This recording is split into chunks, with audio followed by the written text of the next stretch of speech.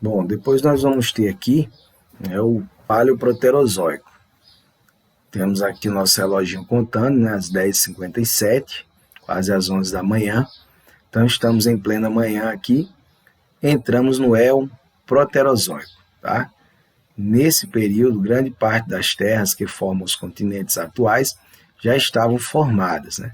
Os seres vivos ainda eram bem simples, mas já possuíam mais de uma célula. Então vejam nessa imagem pequena aqui, as massas continentais, né, chamados protocontinentes e os proto-oceanos, já existiam.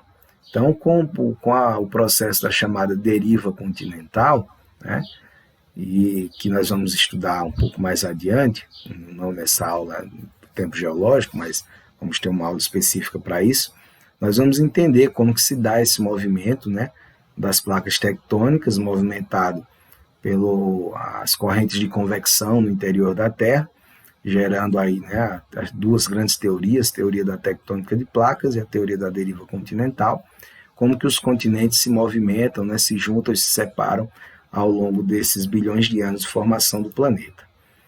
Então aqui, né, os organismos fotossintéticos enriquecem os oceanos, né, de oxigênio livre, então começa a surgir o oxigênio dentro do oceano, né, ainda na forma dissolvida, de oxigênio dissolvido. Por isso, o oxigênio dos oceanos, né, formaram os óxidos de ferro que se depositaram no fundo das águas.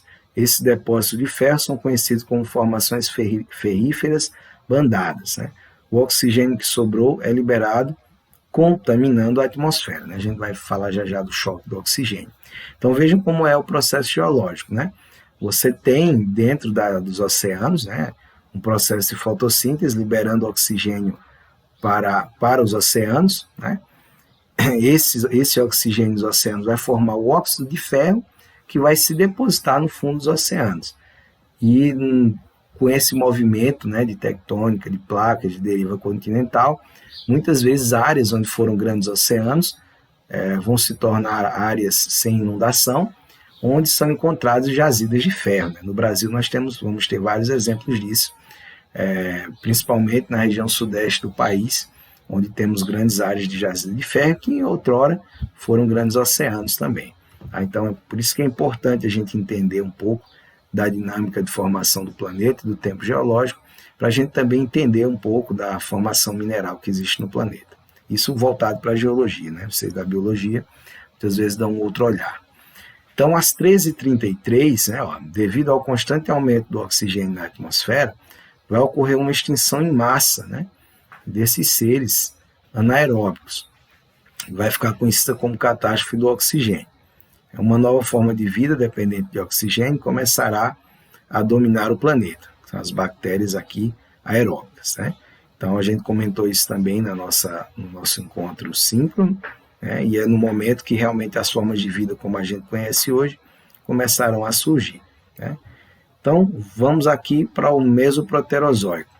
Então veja essa imagem central, né? Nós temos aqui o que a gente chama de um supercontinente. O primeiro grande supercontinente. Muitas vezes as pessoas acreditam que a Pangeia é o primeiro grande supercontinente, né? Mas não é. A Rodinia é o primeiro grande supercontinente a aparecer com a junção, né, das terras que já existiam no planeta naquele momento, das massas sólidas. Então, os seres mais abundantes da Terra são bactérias aeróbicas, né, ou aeróbias, e as massas continentais estavam todas reunidas em um único supercontinente chamado de Rodinia. Então, aqui no Mesoproterozoico, né, aproximadamente às 16h30 da tarde, se forma o grande primeiro continente, que devido, né, à teoria hoje explicada, teoria da deriva continental, esses continentes, né, flutuando em cima do magma que está na astenosfera, né, fazem com que essas placas se quebrem, né, e flutuem, fiquem à deriva, se separem, se juntem umas com as outras, mas isso é um processo que leva bilhões de anos. Né? Então, no Neoproterozoico, aqui já à noite, né, 8h40, fragmentos aqui do supercontinente Rodinia, que tinham quebrado por volta de 900 milhões de anos, né, antes, aglutinam-se novamente, formando um novo supercontinente, que embaixo, nessa imagem, chamado de Gondwana. né? Gondwana está aqui formadinho aqui junto, né? Daria inclusive, ó, a origem ao nosso continente, né? América do Sul, e também ao continente africano, Antártica, Índia e Austrália. Então aqui a Gondwana. As rochas, olha, do Pão de Açúcar, Rio de Janeiro, né? Maciço da Tijuca, maciço da Pedra Branca, foram formadas nessa época. Então o choque, né, dessas placas que vão formar o supercontinente também vão formar dobramentos e consolidação, cristalização de rocha por atividade vulcânica, que vão formar, né, maciços cristalinos que nós conhecemos hoje aqui no Brasil.